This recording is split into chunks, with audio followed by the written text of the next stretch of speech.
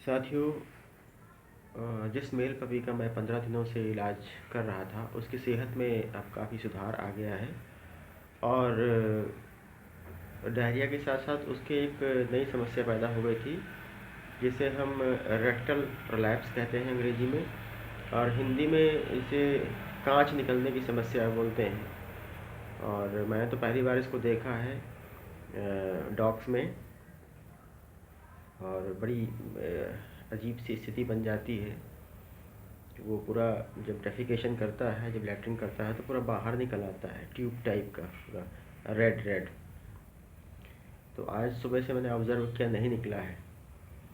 तो इस बात की मुझे बहुत हार्दिक प्रसन्नता है कि हम लोगों का प्रयास प्रयास सफल रहा।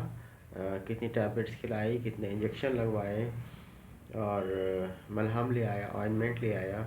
तो हर तरह से हमने प्रयास किया कि इसको जो है किसी प्रकार से, भगवान से बहुत प्रार्थना की, लोगों से सहयोग मांगा कि इसको राहत मिल जाए।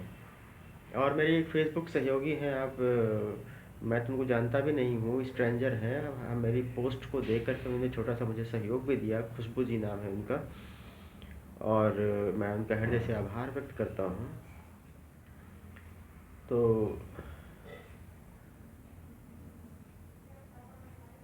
अब इसी अभी डायरिया की प्रॉब्लम हालांकि सेटल नहीं हुई, तो वो भी उम्मीद करता हूँ कि सही हो जाएगा 1-2 दिन में।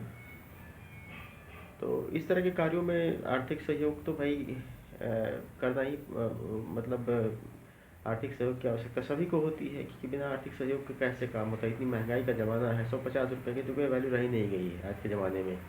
95 रुपीज़ का 1 लीटर पेट्रोल मिल रहा है। कहीं भी आओ जाओ तो सैकड़ों रुपये तो यूं ही चले जाते हैं। और 50-50 रुपये के इंजेक्शन लगवाए हैं जिसको, और 70 रुपीज़ का एक लाया था इसके लिए, डायरिया के लिए ड्रॉप्स लाया था। एक 120 का लाया था।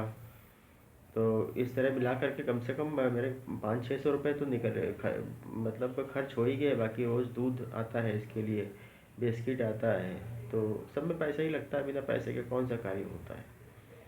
तो इसलिए मैंने लोगों से अनुरोध किया था कि भाई अगर हो सके तो आप सक्षम हो, खाते पीते परिवार से हो, तो थोड़ा बहुत आप हो सके तो योगदान कर दें। तो खैर चलिए, जिसने दिया तो ठीक, न दिया तो ठीक है। अब तो मुझे तो करना ही पड़ता है साहब, नहीं कोई देगा तो क्या मैं छोड़ तो दूंगा नहीं। अभी अपने ही पैसे खर्च करूंगा इसके पीछे, और क्या। तो जो अपनी सेविंग है उसी में से मैं जो अपना फंड है उसी में से खर्च करूंगा, फिर बाहर से नहीं सहयोग मिलेगा तो अब उसको मरते नहीं देख सकता ना। तो हालांकि भगवान से प्रार्थना, और मेरा प्रयास सफल रहा है। तो क्योंकि इसमें हमारा कोई आर्थिक, हम लोगों का कोई आर्थिक वो निस्वार्थ सेवा है, इसमें कोई हमारा बेनिफिट तो है नहीं। अब गाय की सेवा, भैंस की सेवा करते हैं इसलिए कि हमें उससे दूध मिले। इससे हमें कौन सा दूध मिलना है। अभी सही हो जाएगा, बड़ा हो जाएगा, अपना रोड पे घूमेगा फिरेगा, ज़िंदगी अपनी काटेगा। और इस तरह का कार्य जो है वो इस धरती पे मनुष्य ही कर सकता है। मनुष्य ही किसी दूसरे की पीड़ा को समझ सकता है, दूर कर सकता है। जानवर अगर समझ भी ले, फील भी कर ले, तो उसको वो दूर नहीं कर सकता है।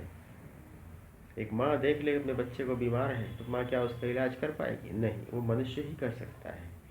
तो इसलिए हम सबका दायित्व बनता है कि मनुष्य होने के नाते दूसरों की दुख और पीड़ा को समझें और उसे दूर करने का यथासंभव प्रयास करें। यदि स्वयं नहीं कर सकते हैं तो जो कर रहा है उसको सहयोग करें। बस इसी बात के साथ मैं अपनी वाणी को विराम दूंगा। फिर आपसे इसे मिलूंगा। धन्यवाद, नमस्कार।